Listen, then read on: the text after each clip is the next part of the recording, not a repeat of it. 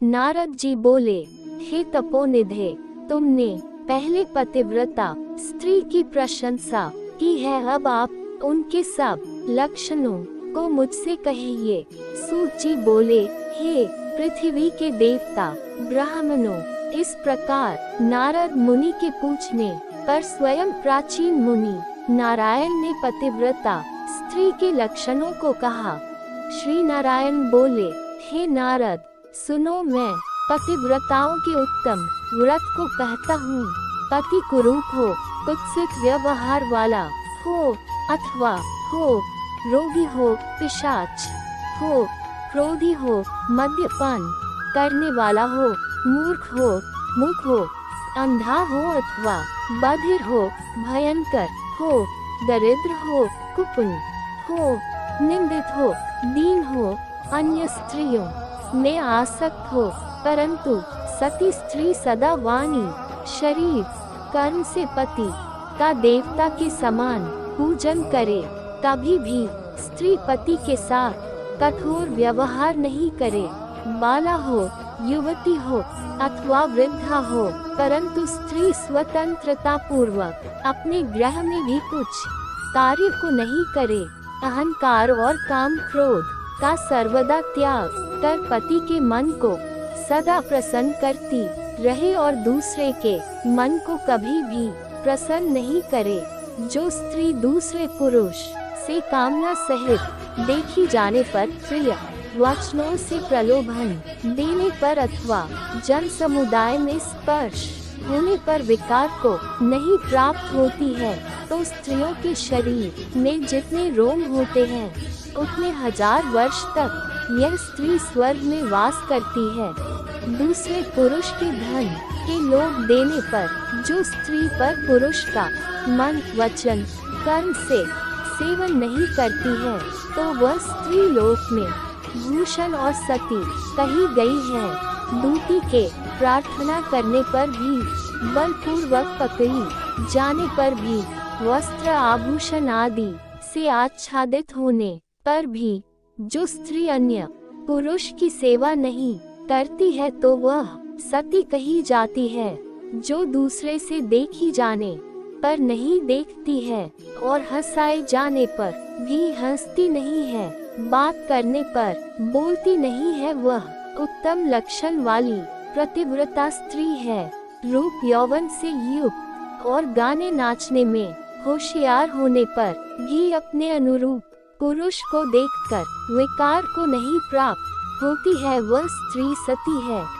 जवान मनोहर कामिनियों का प्रिय ऐसे पर पुरुष के मिलने पर भी जो स्त्री इच्छा नहीं करती है, तो वह महासती कही गई है। पतिव्रताओं को पति के सिवाय दूसरा देवता, मनुष्य, गंधर्व भी प्रिय नहीं होता, इसलिए स्त्री अपने पति का अप्रिय कभी नहीं करे। जो पति के भोजन करने पर भोजन करती है, डहकित होने पर डहकित होती है, प्रसन्न होने पर प्रसन्न होती है, परदेश जाने पर मैला वस्त्र को पहनती है, जो पति के सो जाने पर सोती है और पहले जागती है, पति के मरने पर अग्नि में प्रवेश करती है, जो दूसरे को चित से नहीं चाहती है, वह पतिव्रता स्त्री है।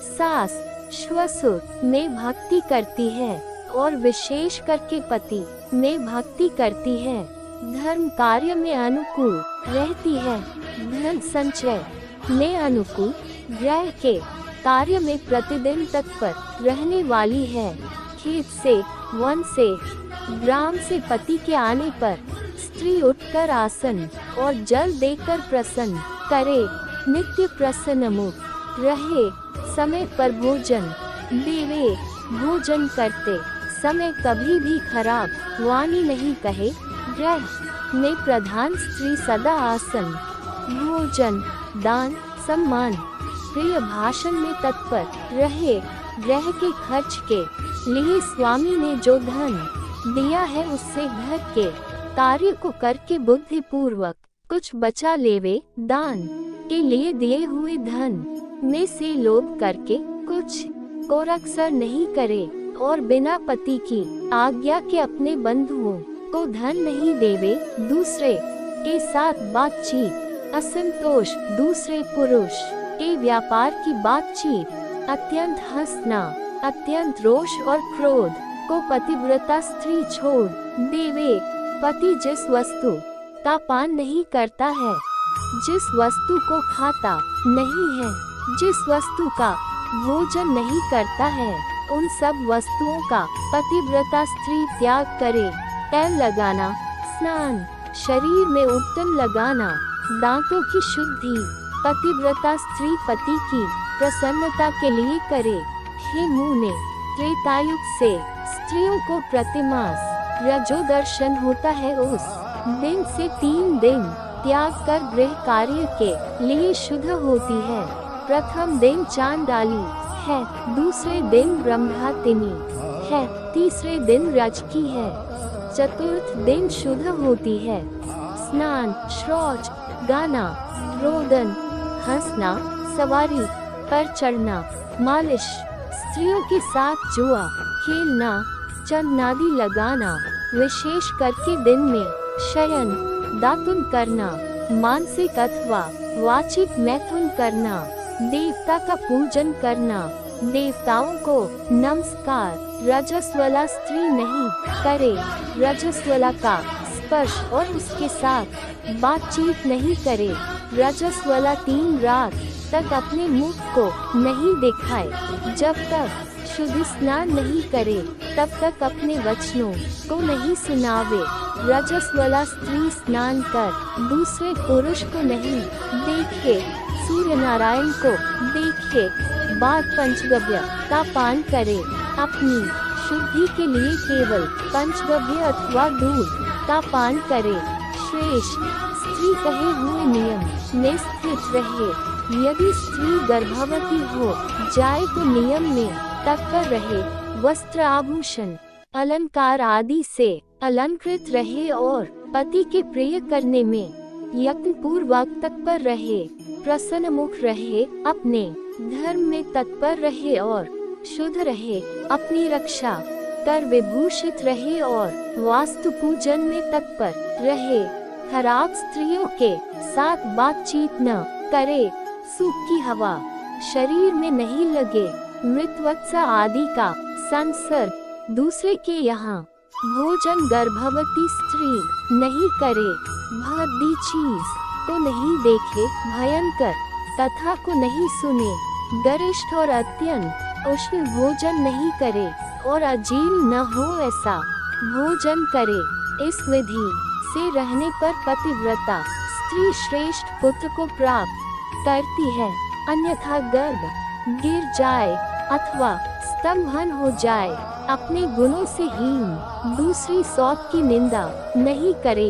ईर्ष्या, राग से होने वाले मत्सरता आदि के होने पर भी सौत स्त्री परस्पर में अप्रिय वचन नहीं कहे, दूसरे के नाम का गान न करे और दूसरे की प्रशंसा नहीं करे, पति से दूर वास नहीं करे किंतु पति के समीप में वास करे और पति के कहे हुए स्थान में पृथ्वी पर पति के सामने मुख करके वास करे। स्वतंत्रता पूर्वक दिशाओं को न देखे और दूसरे पुरुष को नहीं देखे, विलास पूर्वक पति के मुख कमल को देखे। पति से कही जाने वाली कथा को आदर पूर्वक स्त्री श्रवण करे। पति के भाषण के समय स्वयं स्त्री बातचीत नहीं करे। रति में उत्कंठा वाली स्त्री पति के बुलाने पर शीघ्र रति स्थान हो जाए। पति के उत्साह पूर्वक गाने के समय स्त्री प्रसन्नचित से श्रवण करे। गाते हुए पति को देखकर स्त्री आनंद में मग्न हो जावे। पति के समीप यज्ञ चंचल चित्त से व्याकुल हो नहीं बैठे। कलह के योग्य होने पर भी पति के साथ स्त्री कलह न करे। पति से भर्त्सित होने पर, निंदा की जाने पर, ताड़ित होने पर भी, पतिव्रता स्त्री व्यथित दुखित होने पर भी भय छोड़कर पति को कंठ से लगावे। ऊंचे स्वर से रोदन न करे और पति को कोसे नहीं। स्त्री अपने गृह से बाहर भागकर न जाए। यदि बंधुओं के यहाँ उत्सव आदि में जाए तो पति की आज्ञा को लेकर और अध्यक्ष रक्षक से रक्षित होकर जाए और वहाँ अधिक समय तक वास न करे। पतिव्रता स्त्री अपने घर को लौट आवे। पति के विदेश यात्रा के समय अमंगल वचन को न बोले। निषेध वचन से मना न करे और उस समय रोदन न करे।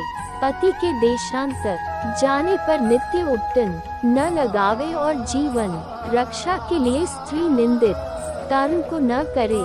श्वसुर सास के पास शयन करे, अन्यत्र शयन न करे और प्रतिदिन प्रयत्नों पूर्वक पति के समाचार की खोज लेती रहे।